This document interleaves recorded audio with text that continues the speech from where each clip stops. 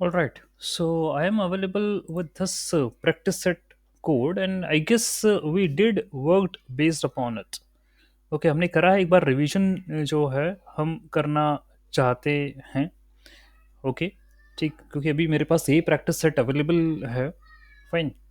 तो colour markers और styles, ये हमने प्रीवियस लेक्चर्स के अंदर कवर करा है। ठीक। Late me put a light again over it. तो आपने मैटप्लॉटलिब इंपोर्ट किया, आपने नंपाई इंपोर्ट किया, आपने रेंज बना लिया 5 यानी 0 to 4। ठीक है, this is your range. y equal to x line है जो कि मुझे मैंने यहाँ y x तो था ही, y और बना लिया, that is equal to x। तो whatever be the value of x that will be the value of y, ये हो गया। फिर यहाँ पर मैं प्लॉटिंग कर रहा हूँ उन पॉइंट्स की। ठीक है, तो प्रीवियस लेक्चर्स में हमने देखा है ये बातें, where if I need to plot x comma y plus 0.4, तो y यदि मान लीजिए एक्स जीरो वाई जीरो हुआ तो उसमें 0.4 और ऐड हो जाएगा, तो y विल बी 0.4, सो 0,0.4 ये हम प्लॉट कर रहे हैं। g stands for the green. ठीक है, तो ये पूरी की पूरी लाइन बन रही है। हम प्रीवियस लेक्चर्स के अंदर ये कवर करा है हमने, ये वाला कोड। ठीक, तो देखिए ये ग्रीन वाली लाइन, ये रही। ठीक है, तो whatever be the range of x and y, क्योंकि एक्स की वैल्यूज होंगी 0, 1, 2, 3, 4, उसी तरीके से y की वैल्यूज भी हो जाएगी 0, 1, 2, 3, 4। लेकिन आप यहाँ क्या कर रहे हैं, y के साथ कुछ एडिशंस कर रहे हैं, है ना, 0.4 एंड करते चले जा रहे हैं y की हर एक वैल्यू में, उसको आप प्लॉट कर रहे हैं। ठीक है, तो आपका ये ग्रीन कलर से प्लॉट हो गया, फिर एक येलो कलर की लाइन प्लॉट हो गई, फिर एक्स और वाई को आपने रेड से भी कर दिया, ये भी नजर आ रही है यहाँ पे। ओके, तो इस तरीके से मुझे जो है वो प्लॉट्स यहाँ नजर आ रहे हैं, आप ये सब कर सकते हैं। ठीक है, ऑल राइट, ये मेरी प्लॉटिंग हो जाएगी, लाइंस बन जाएंगी। फिर हमने कहा कि आप एक साथ भी कर सकते हो, ये भी हम चेकआउट कर चुके थे कि instead of writing P L T dot plot multiple times, आप एक ही बार में P L T dot plot लिख दीजिए, and you can put these values x y and the colour here only, ये आप कर दीजिए।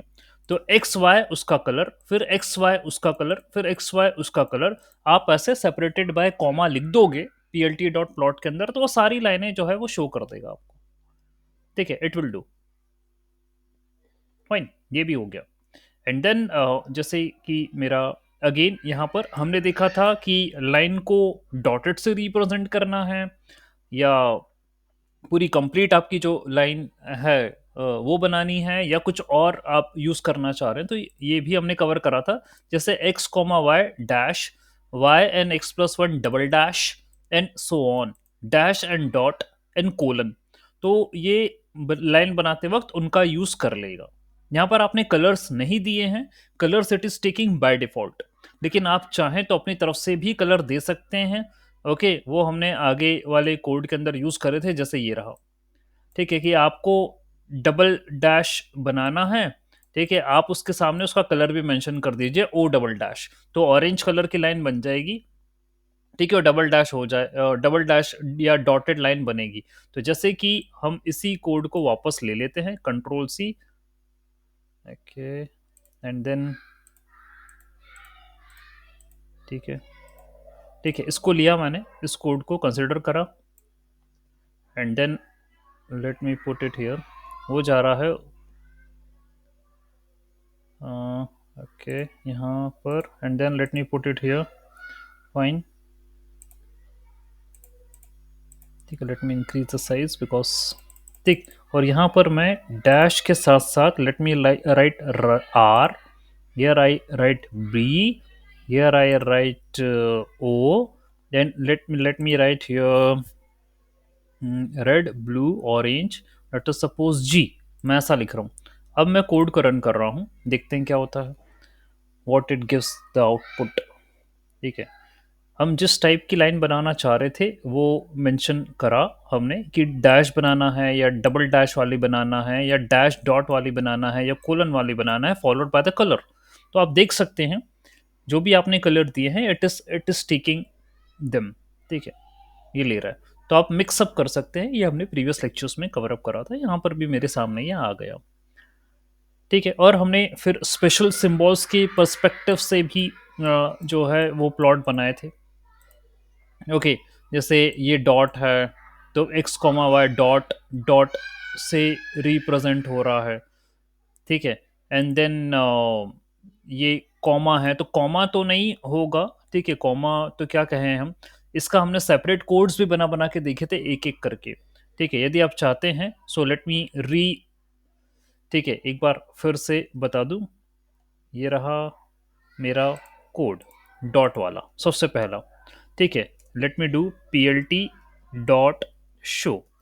ठीक है, शो। ठीक है, ये रहा। ओके, और फिर क्या है, मैं ये देखिए डॉट, ये देखिए बन गई, P L T dot show x और वाई प्लॉट हो गए डॉट से। यदि आप डॉट की जगह डैश लेते यहाँ पर और रन करते, तो स्थिति बदल जाती है। तो ये पूरी लाइन बना रहा है, तो समझने वाली बात है कि if I take dash, plot x comma y dash, तो ये पूरी लाइन बना रहा है। But if I take dot, if I take dot here, तो वो क्या कर रहा है, वो सिर्फ पॉइंट्स को प्लॉट कर रहा है। ठीक है, उसी पॉइंट, अब और कुछ नहीं, सिर्फ points co dot dot plot कर रहा है, नहीं उस पॉइंट पर, एक्स और वाई पॉइंट पर वो डॉट बना रहा है, बस इतना काम कर रहा है। और डैश करोगे तो पूरी लाइन बना रहा है वो। और यदि डबल डैश कर दोगे, तो वो डबल डैश कर देगा। ठीक है, वो डबल डैश कर देगा, ऐसा ये काम वो कर रहा है। फिर एक जगह आपने कॉमा भी लिया, तो कॉमा का क्या मतलब होगा भाई, what do mean by comma, क्या कंसिडर करेंगे हम कॉमा को, क्या बोलेंगे। तो यहाँ पर बहुत छोटे छोटे डॉट मुझे नजर आ रहे हैं, जो शायद आपको भी नजर ना आ रहे हो, वेरी स्मॉल। और फिर हमने प्रीवियस क्लास में इसके रिगार्डिंग बात भी करी थी कि आप साइज भी ले सकते हो।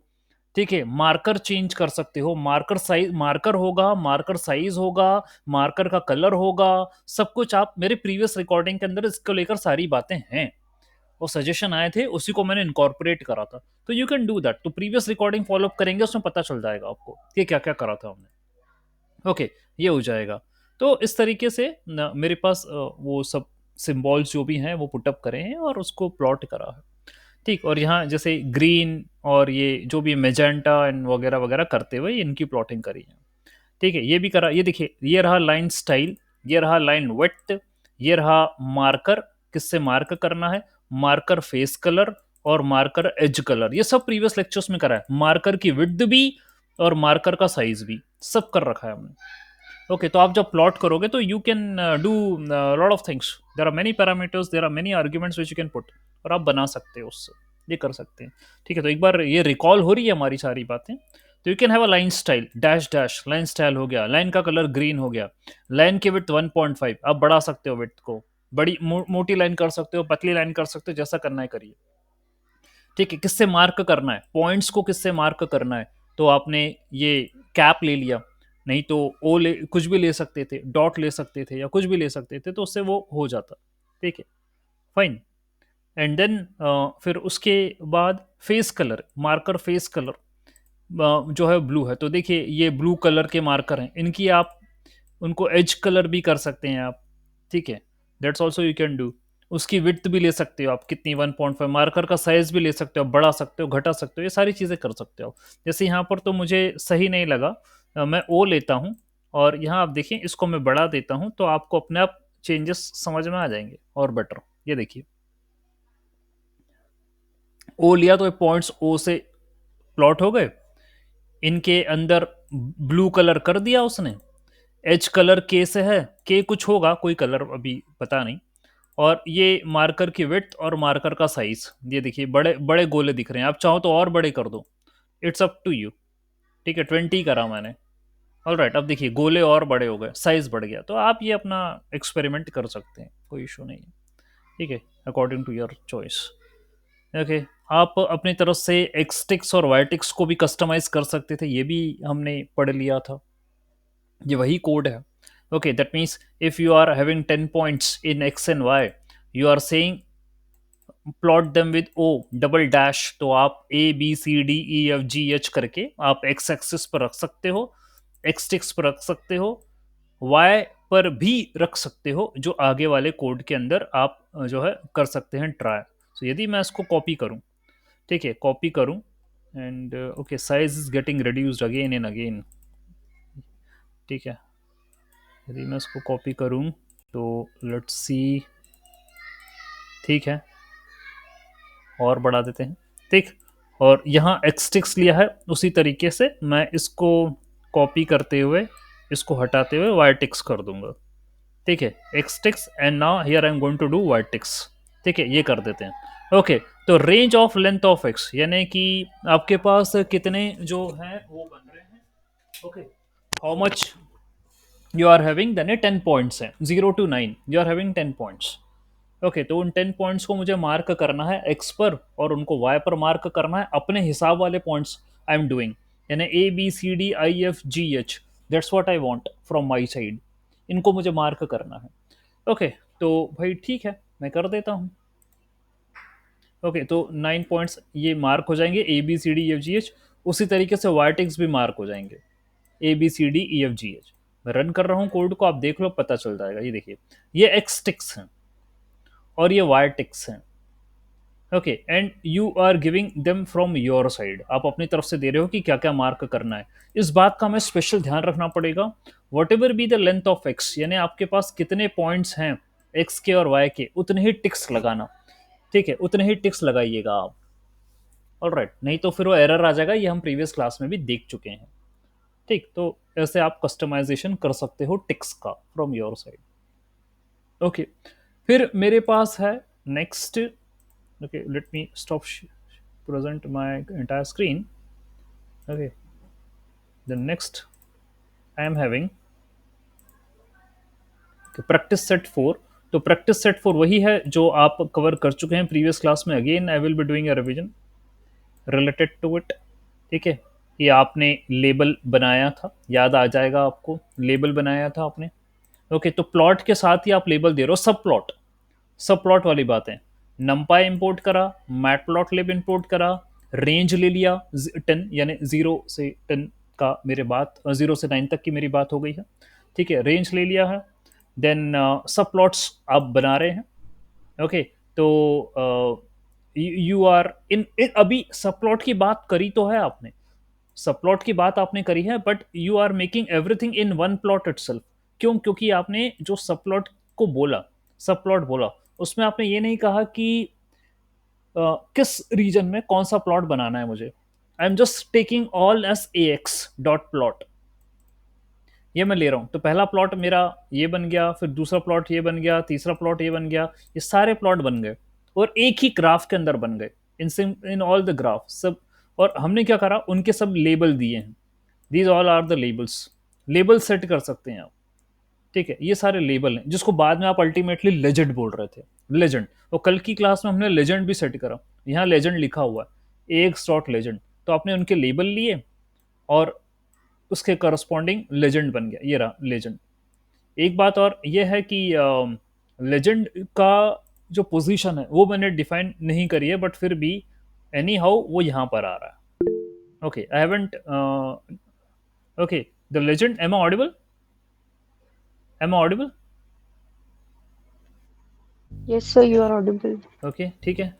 तो ऐसा है कि ये जो भी प्लॉट बने आपके, वो एक ही ग्राफ के अंदर बन चुके हैं, ठीक है, एक डॉट प्लॉट, एक डॉट प्लॉट, एक डॉट प्लॉट, ये सब हो गया, एक ही ग्राफ के अंदर बन गए, ठीक। और आपने उनके लेबल डिसाइड कर दिए क्या देना था, ठीक है। आपने एक्स लेबल सेट कर दिया, what should be there on x axis, what should be there on y axis, y का लेबल सेट कर दिया आपने, प्लॉट का टाइटल भी सेट कर दिया, ये भी कर दिया, लेजेंड भी लिख दिया, ग्रिड को आपने बोल दिया ट्रू, यानी पीछे ये आपको ग्रिड नजर आ रही है, ठीक है, वो लाइंस नजर आ रही है, तो ग्रिड इक्वल टू ट्रू आपने कर दिया, ठीक है, ये हो गया। फिर सिमिलरली यहाँ पर भी वही कोड है एक चेंज के साथ, वो ये है कि आप टेक्स्ट भी पुटअप कर सकते हो अपने ग्राफ के अंदर, एक्स डॉट टेक्स्ट, और ये लोकेशन है कहाँ पर आपको टेक्स्ट पुटअप करना है। फॉर एग्जाम्पल 0.25 और -5 वाली जगह पर, पिक्सल की जगह पर, प्लॉट पॉइंट की जगह पर सिंपल प्लॉट डेमो ये आप पुट कर दीजिए, तो यहाँ जो है वो टेक्स्ट पुटअप हो जाएगा, ये आप कर सकते हो, ठीक है। तो ये सारा मतलब प्रैक्टिस के अंदर, अभी मैटप्लॉटलिब में मतलब मुझे और आगे ले जाना था इसको, bar plot, pie plot, line plot, scatter plot.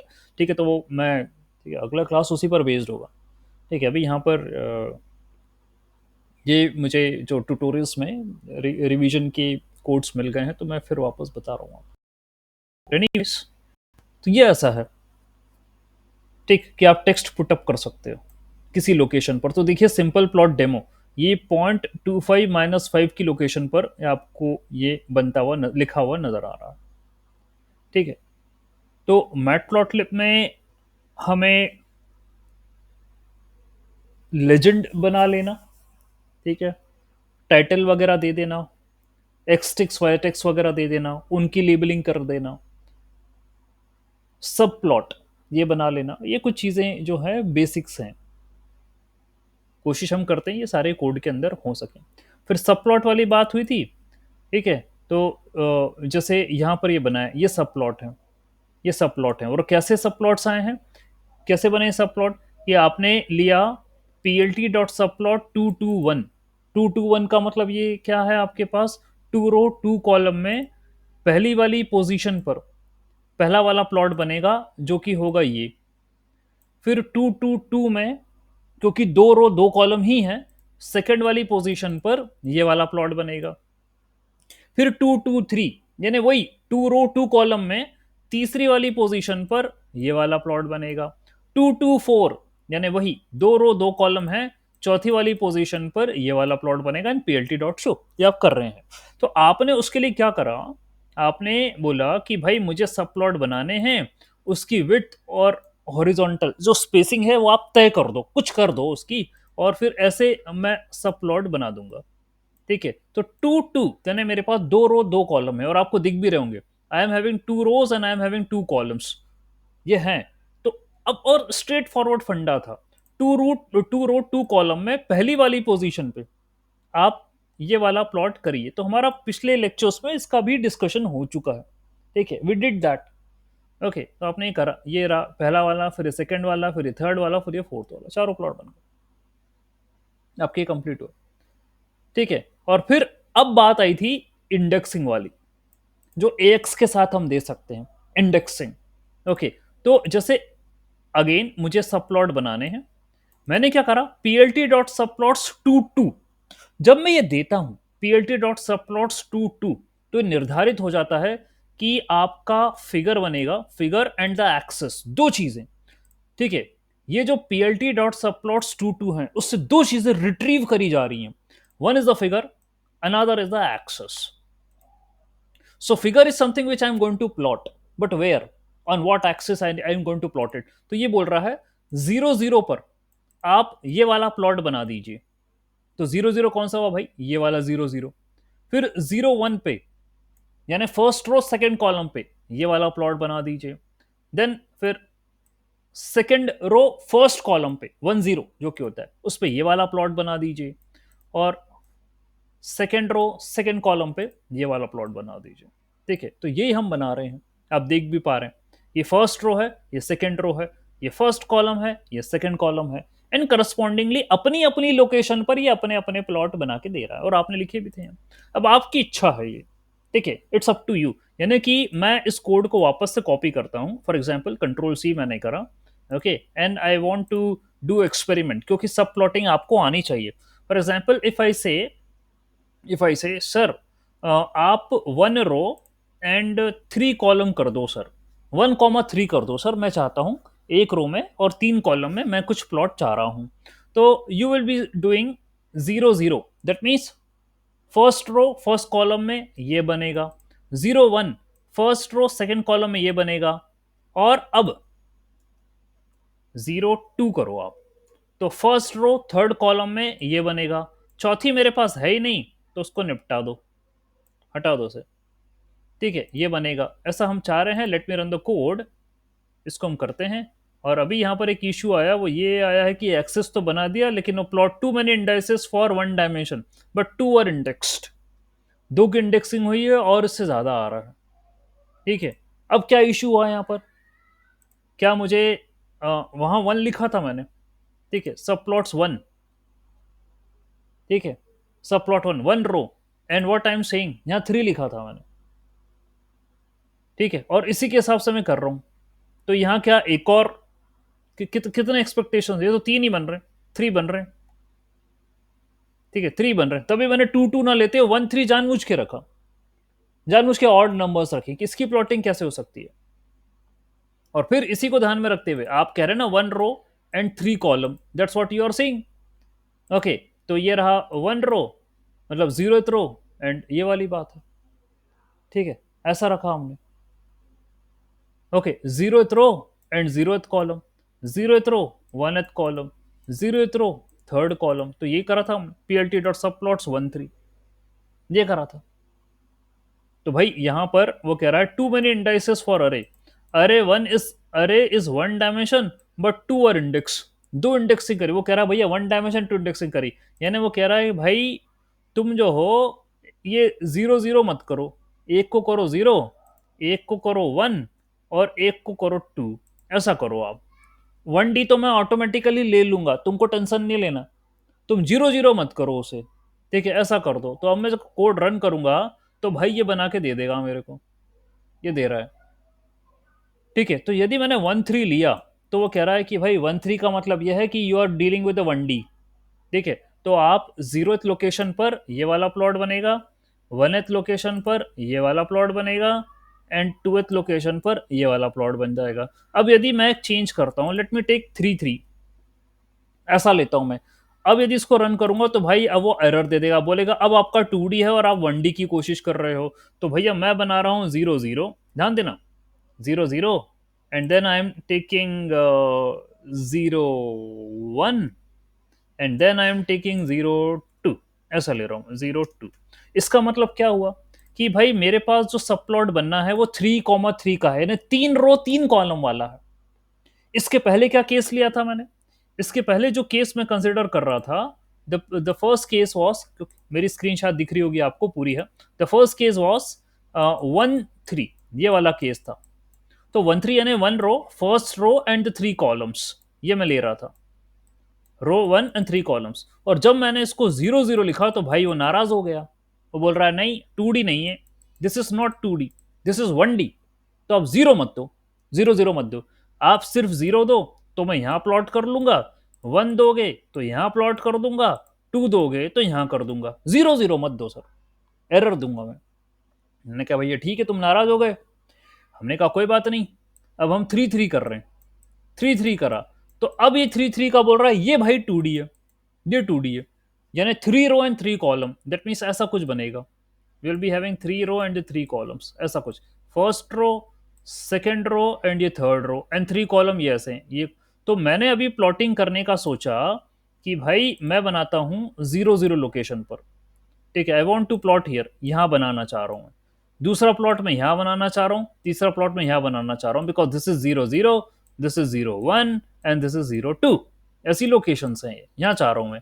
बाकी नीचे वाले खाली, अभी कुछ नहीं करा मैंने वहां पर, मैं कुछ नहीं चाहता। So let me run the code, what result it will give, ये देखिए, नीचे वाले भैया भैया खाली रहेंगे, कुछ डाला ही नहीं ना उनमें, मैंने प्लॉट ही नहीं है वहां के लिए, तो इसमें कुछ है नहीं, they will remain empty. Okay, और बाकी ऊपर वाली लोकेशंस पर ये आ चुका है, फाइन। ओके, तो आपको रिजल्ट मिल गया,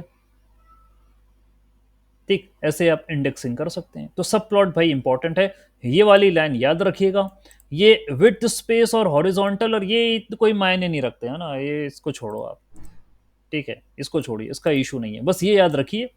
एंड इसके अकॉर्डिंग कितने का डायमेंशन दिया आपने, ये प्लॉट्स बना दीजिएगा, सब प्लॉट वेरी इंपॉर्टेंट, ठीक है। स्टाइल की बात आपसे कर चुका था मैं, जी जी प्लॉट, ये प्लॉट वो प्लॉट, ओके, इन सब की बातें आपसे कर चुका था मैं। स्टाइल कौन से यूज़ करना है, पीएलटी डॉट स्टाइल, तो जी जी प्लॉट है, और कई कई स्टाइल्स अवेलेबल हैं, ये भी प्रिंट करवाई थी प्रीवियस लेक्चर में, आप जानते हैं PLT dot style available, okay, तो ये भी करवाई थी, आपके सामने है।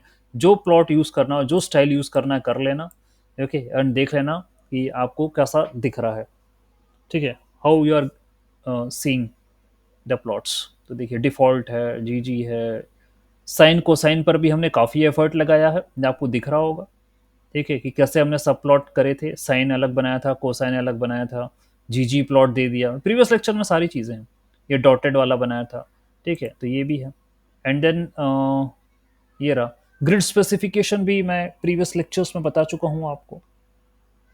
ओके, ये भी आपको आता है ग्रिड स्पेसिफिकेशन। ठीक, ग्रिड्स दिए थे, और टफ से टफ सिचुएशन भी हमने पता करी थी ग्रिड की, ये वाली, ये आप जानते हैं, प्रीवियस लेक्चर में हमारा डिस्कशन हुआ है related to grid specification. Okay, तो और ये कल हमारा डिस्कशन हुआ था, याद आ जाएगा आपको, सेमी लॉग एक्स वाला, जिसमें सर ने बोला भी था कि आप लॉग निकाल रहे हो एक्स वाले कंपोनेंट का, यानी इसका, और y वाला कंपोनेंट तो सेम है, ये सेमी लॉग एक्स होता है। दूसरा होता है सेमी लॉग y, यानी आप x सेम रख रहे हो, y का लॉग निकाल रहे हो। ठीक है, और फिर तीसरा होता है लॉग लॉग, डबल होता है, लॉग लॉग होता है। तो ये भी हमने कल देख लिया था, यानी एक्स और वाई दोनों का लॉग निकाल रहे हो आप। तो कल हमारा इन पे भी डिस्कशन हो चुका था। और कल ये एरर वाला भी था, एरर बार, इसको भी हमने मार्क करके देख लिया था। कल के लेक्चर्स में सारी चीजें हो चुकी हैं। ठीक है, so I was available with this codes certainly related to my matplotlib set 1 set 2 set 3 set 4 set 5, and in general जो है वो भी मैंने आपका बता दिया matplotlib का। अब मुझे फर्दर जो कोड्स हैं वो मैं related to your bar plot, plot, pie plot, line plot और स्कैटर प्लॉट, है ना, ये मैं आपको लेकर आऊँगा आगे। मीनवाइल हम कुछ एक प्रोजेक्ट देख लेते हैं जिसमें मैंने इन कोड्स को, मेरे पास तो प्रोजेक्ट्स आप देख सकते हैं। ठीक है, प्रोजेक्ट्स की भरमार। ओके, तो लेट अस टेक कोई एक प्रोजेक्ट हम देखना चाहेंगे जिसमें ये numpy और मैटप्लॉटलिब इनको यूज़ करा है, वो मैं आपको शो कर देता हूँ, तो डिस्कशन कर लेंगे कुछ। Insurance hypothesis testing, A B C D E F G H H K K it's speech. Okay, एक मिनट। तो कुछ हम प्रोजेक्ट एक देख लेते हैं जिसमें मेरे पास इन लाइब्रेरीज को यूज़ करा। ठीक है, तो लेट अस सपोज, ओके, ये लेना चाहूँगा मैं। तो एक प्रोजेक्ट है जैसे कि बेंगलुरु हाउस प्राइस प्रोडिक्शन। ठीक है, दिस इज द प्रोजेक्ट। तो क्या करते हैं हम, मेरी अप्रोच बता रहा हूँ मैं आपको।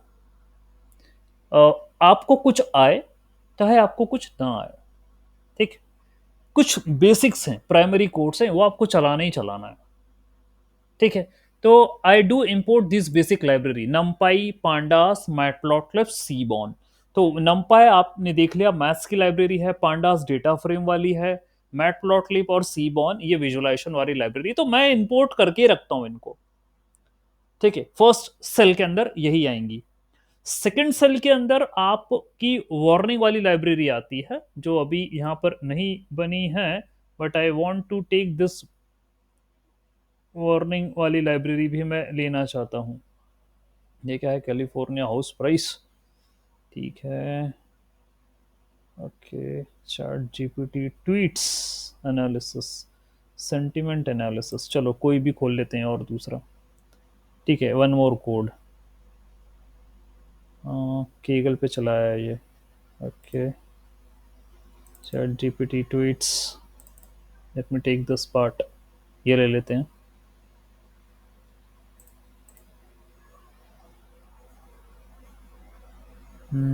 टू टेक टाइम, थोड़ा सा बड़ा कोड है।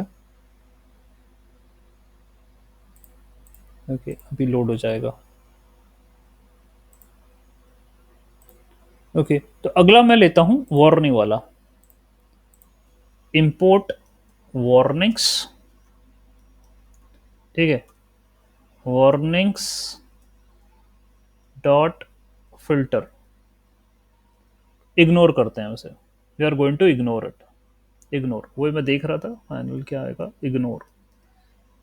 ठीक है, warning dot filter warnings ignore. ठीक है, ये लेते हैं हम। ठीक है, let me run this code also.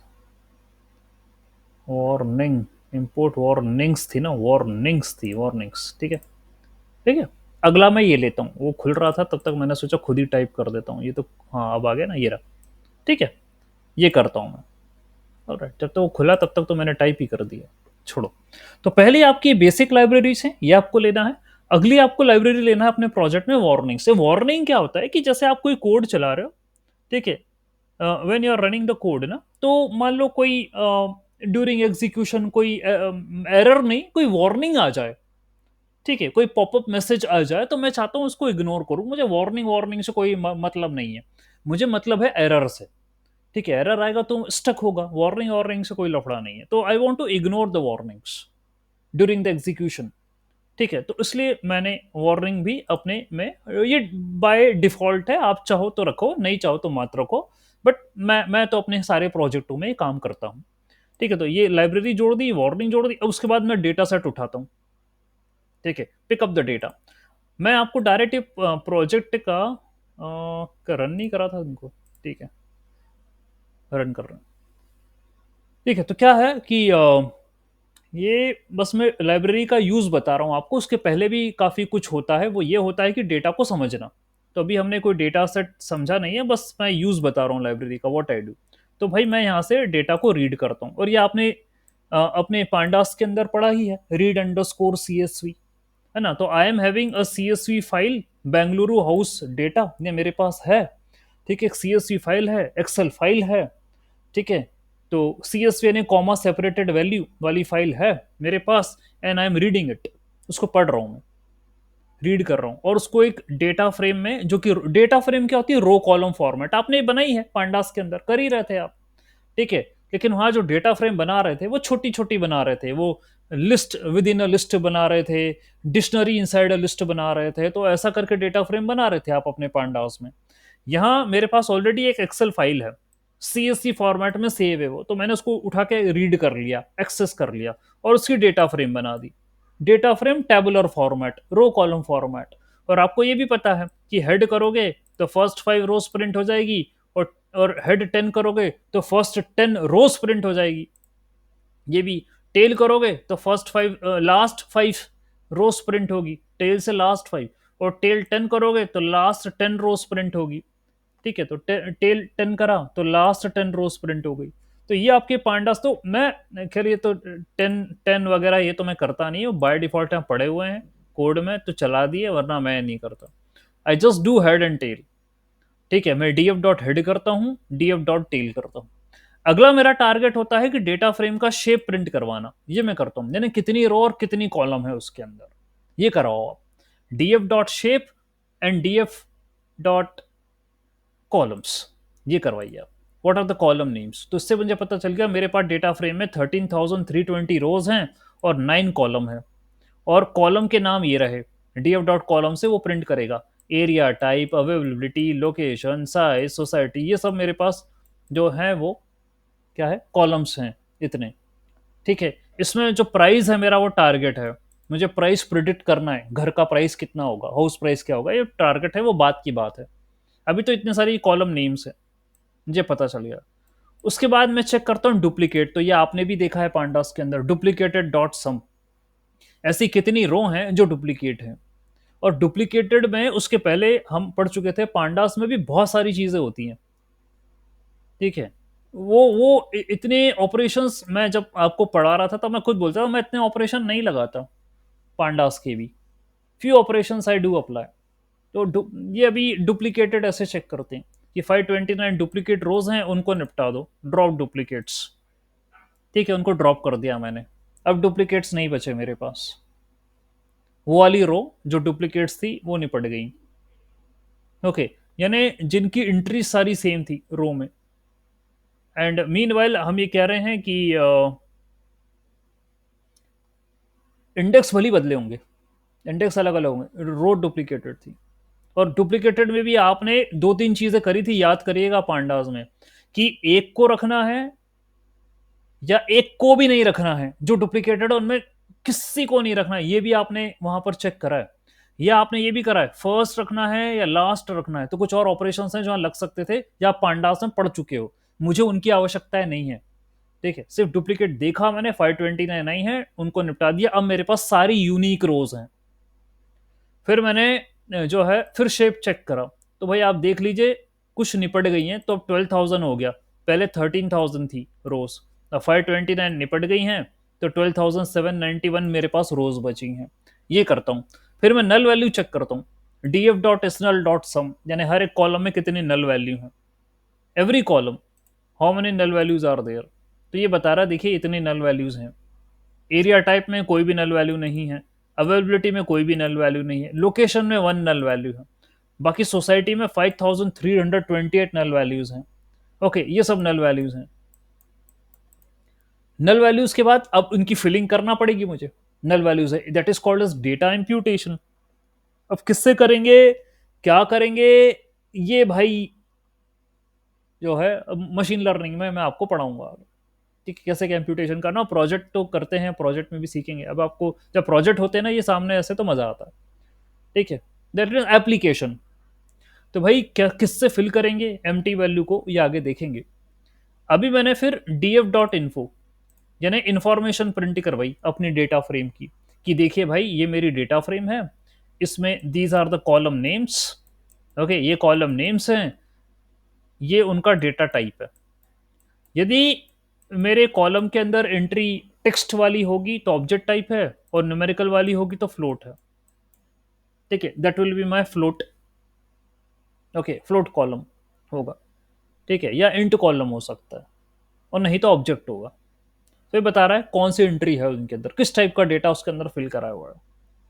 Okay fine, इतनी यहाँ पर मुझे जानकारी मिल रही है इससे। Information df.info, the complete information of the data frame, कि 9 कॉलम हैं, इतनी एंट्रियां हैं।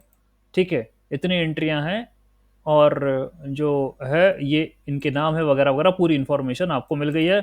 3 फ्लोटिंग पॉइंट हैं, 6 ऑब्जेक्ट टाइप हैं, मेमोरी में 999.3 किलोबाइट्स का स्टोरेज मांग रही है। ठीक है, ये मेमोरी यूसेज है उसका, डेटा का। ठीक है, this much memory it requires, kilobytes 999, यानी आप मान के चलो 1000 की 1 MB की फाइल हो सकती है मेरे पास लगभग। ठीक है, इतना स्टोरेज मांग रही है वो, पूरी इंफॉर्मेशन आ गई। उसके बाद मैंने करा df.describe, यानी कि ये आपसे जो है मांग रहा है description of the data in statistical format, statistical description ये प्रिंट करवा रहा है ये आपको। यानी कि वट ध्यान देना, whatever be the numerical columns which are present in my data, जो भी न्यूमेरिकल कॉलम्स है मेरे डेटा में, ये उनकी वैल्यू प्रिंट करवाएगा सिर्फ, क्योंकि df.describe means statistical information of my data, यानी कि count, mean, standard deviation, minimum value, maximum value, 25%, 50% and 75% distribution of the data. ये स्टैटिस्टिकल एनालिसिस है आपकी डेटा फ्रेम का। तो बाथ, बालकनी और प्राइस, यही 3 ऐसे थे जो कि न्यूमेरिकल थे, तो इन्हीं की स्टेटिस्टिकल जानकारी निकल पाएगी। ओके, तो काउंटिंग बता रहा है भाई कितनी एंट्रियां हैं बात की, बालकनी की और प्राइस की, how many entries are there. फिर इनकी मीन वैल्यू क्या है, what is the mean value of them. ठीक है, what is the mean value of them, बात, बालकनी, ये इनकी मीन वैल्यूज क्या है। मतलब पूरा टोटल वैल्यूज ले ली, उनका सम कर लिया, डिवाइडेड है ना, डिवाइड कर लिया टोटल से, तो मीन आ गया। स्टैंडर्ड डेविएशन क्या है इनका, ये निकाल दिया। उनमें मिनिमम वैल्यू क्या है, ये निकाल दिया। एंड देन मैक्सिमम वैल्यू क्या है, ये निकाल दिया। और ये फंडा मैं आगे समझाऊंगा, 25%, 50% एंड 75% क्या होता है। फिर भी यदि आप जानना चाहते हैं तो सुन लीजिए। 25% का मतलब ये है, ये वैल्यू बता रहा है, 25% का मतलब ये वैल्यू बता रहा है कि below this value 25% of the data is present. इस वैल्यू के नीचे 25% डेटा मेरा है। ठीक है, ये बता रहा है कि इस वैल्यू के नीचे 50% ऑफ द डेटा है मेरा, और ये बता रहा है कि इस वैल्यू के नीचे 75% ऑफ द डेटा है मेरा। ठीक है, तो जो आपका डेटा भी होता है ना वो 4 टुकड़ों में डिवाइड होता है, इसको हम क्वार्टाइल क्वांटाइल बोलते हैं। जो नॉलेज होगा जिनको पहले से, वो उनको पता है बात है। ठीक है, तो I divide the data into 4 parts. ठीक है, टुकड़ों में divide करते हैं। अभी आपको यह 3 जो है वो नजर आ रहे हैं। यदि मैं क्या कर दूं, एक और लाइन खींच दूं, तो ये Q1, ये Q2, ये Q3, और आप देख रहे हैं 4 टुकड़े हो गए आपके डेटा के। ये पूरा डेटा था, इसके 4 टुकड़े कर दिए मैंने, 3 पॉइंटों से 4 टुकड़े कर दूंगा मैं। ठीक है, तो जो आपको दिखा ना 25%, वो ये वाला पॉइंट है। यानी इस पॉइंट के नीचे 25% है मेरा डेटा। फिर आपको एक पॉइंट, एक वैल्यू बता रहा है वो 50% वाली। इसका मतलब ये कि इस पॉइंट के नीचे 50% ऑफ द डेटा है। और फिर एक आपको दिखा रहा है वो 75%, यानी कि 75% ऑफ द डेटा इसके नीचे है, ये बता रहा है वो आपको। ठीक है, फिर 25%, 50%, 75%, ये होता है। तो ये Q1, Q2, Q3, इनको क्वार्टाइल बोलते हैं। क्वार्टाइल या क्वांटाइल, जो आप बोलना चाहें वो बोल सकते हो। क्वार्टाइल या quantile, whatever you want to say you can.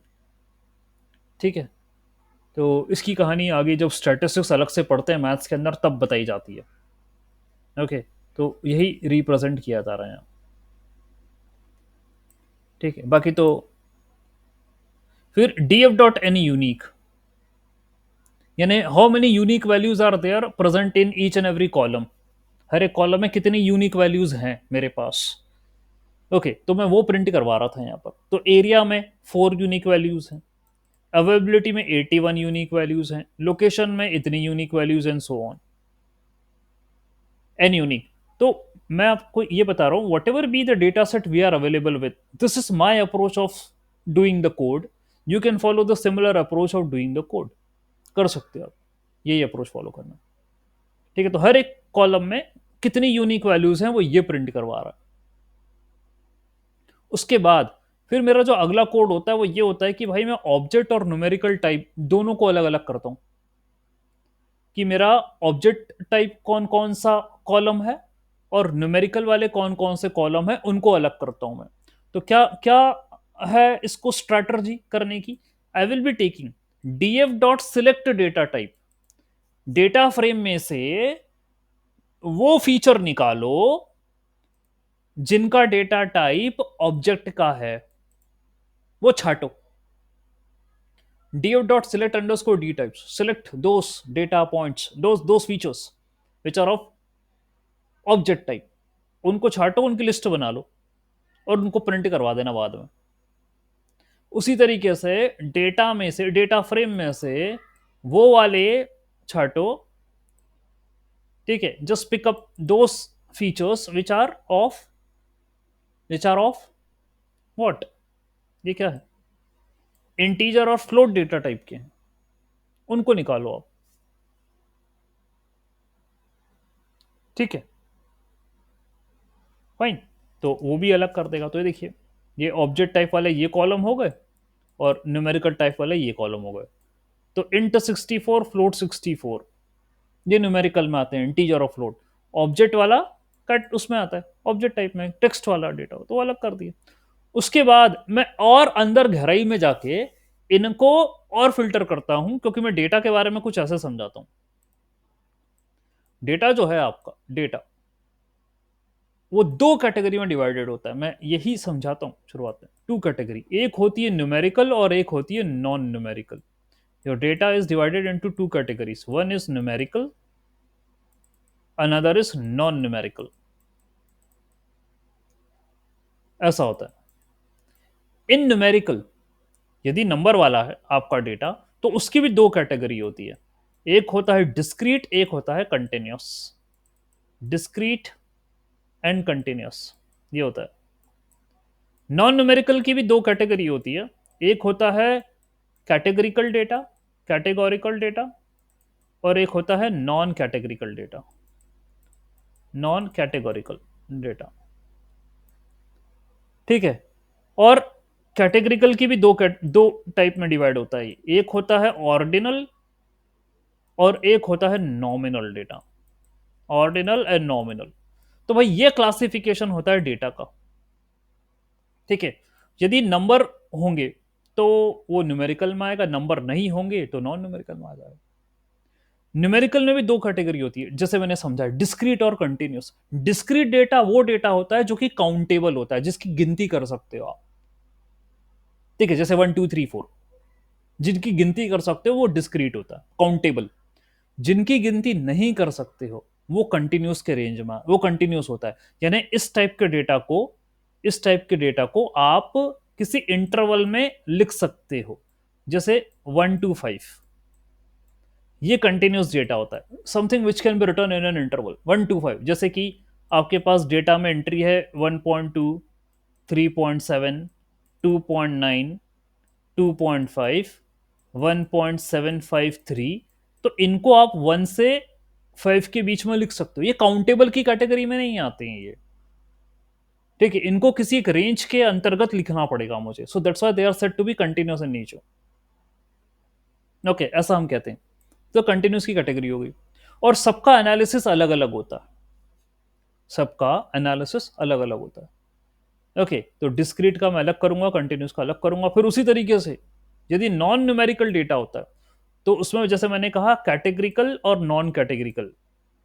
यानी कि कैटेगरिकल डेटा क्या होता, कैटेगरिकल डेटा वो होगा जिसमें क्लास होगी, यानी कि ए, बी, सी, या ऐसा होगा ट्रू, फॉल्स, ऐसा करके डेटा होगा, या यस, नो, ऐसा वाला डेटा होगा, ये कैटेगरिकल होता है। नॉन कैटेगरिकल में टेक्स्ट होगा, पूरा टेक्स्ट लिखा होगा, जैसे कि माय नेम इज निर्मल, ये लिखा होगा। कैटेगरी नहीं होगी, पूरा पूरा टेक्स्ट लिखा होगा उसके अंदर, कुछ भी।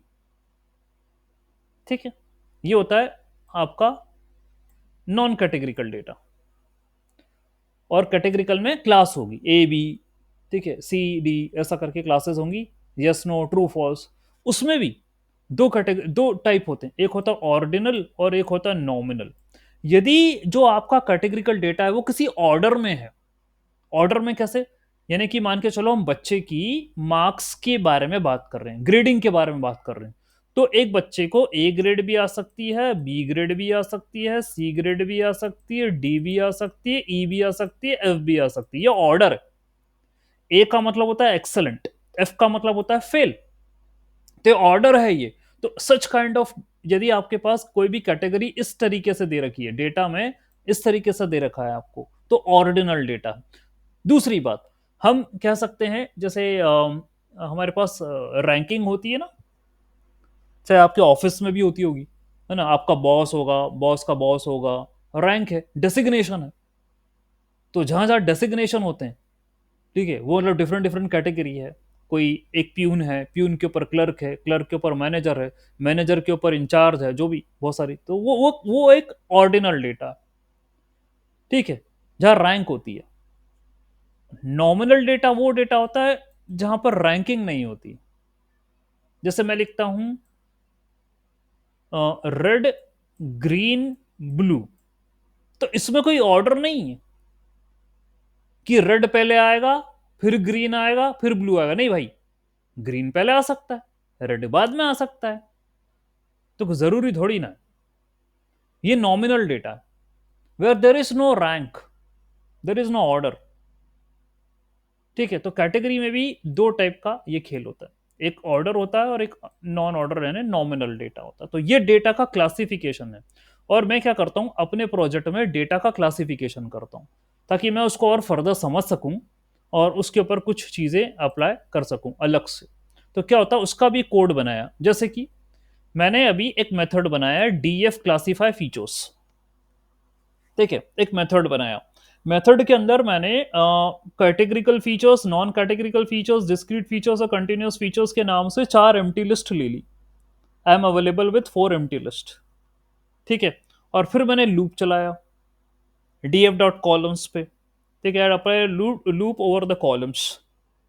ठीक है, इन माई डेटा। ओके, लूप चलाया और मैंने देखा यदि कोई भी कॉलम का डेटा टाइप ऑब्जेक्ट टाइप है और उसके अंदर नंबर ऑफ यूनिक वैल्यूज 10 से कम है, तो उसको कैटेगरिकल की जगह डाल दो। और यदि कोई भी डेटा, कोई भी कॉलम जो कि ऑब्जेक्ट टाइप है लेकिन उसके पास यूनिक वैल्यू 10 से ज्यादा है, तो उसको नॉन कैटेगरिकल की जगह डाल दो। ठीक है, तो कैटेगरिकल के लिए मैंने अपनी तरफ से मार्किंग करी है कि 10 यूनिक वैल्यूज होंगी। If it is having 10 unique values, then it will be considered as a categorical data, else it will be considered as a non categorical data. ऐसा हम कर सकते हैं। ठीक है, फाइन, हो गया। एंड देन अच्छा, ये आपके ऊपर है, it depends upon you. Okay, fine. Not Audible, am audible, am audible now? ठीक है, Yes, sir, you are audible. हाँ ठीक है। तो बीच में तो क्या है ये आपका? Sir, I have one doubt. अभी आपको आ रहा है आवाज सभी को, है ना? ठीक है, ओके, फाइन। तो भाई ये रहा आपका क्लासिफिकेशन, यानी if your column is having object type and the unique values are less than 10, तो आपका वो कैटेगरिकल हो गया, नहीं तो नॉन कैटेगरिकल हो गया। उसी तरीके से यदि कोई भी कॉलम का डेटा टाइप इंट और फ्लोट है, ठीक है, और यदि उसके अंदर यूनिक वैल्यू 10 से कम है, किसी भी कॉलम में यदि वो न्यूमेरिकल है, उसकी यूनिक वैल्यू 10 से कम है, तो मैं उसको डिस्क्रीट बोलूंगा, नहीं तो उसको मैं कंटिन्यूस बोलूंगा। ऐसा मैं काम करने वाला हूं। तो मैं फर्दर जो क्लासिफिकेशन आपको अभी समझाया ना, ये वाला, मैं अपने डेटा को इसी क्लासिफिकेशन के अंदर तोड़ना चाहता हूं, ये मैं काम करना चाहता हूं। ठीक है, और ये करा भी ना, फर्दर फिल्टर कर दिया, categorical, non categorical, discrete and continuous, further उसको मैंने डिवाइड कर दिया। ठीक है, और आप ये देखिए मैंने प्रिंट भी करवाया फिर बाद में, ये रहे आपके प्रिंट,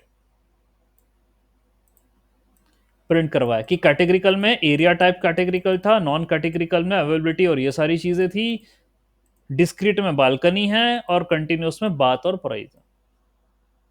ठीक है, you can adjust from your side, ये वाली चीज आप अपनी तरफ से एडजस्ट कर सकते हो, आपके ऊपर है।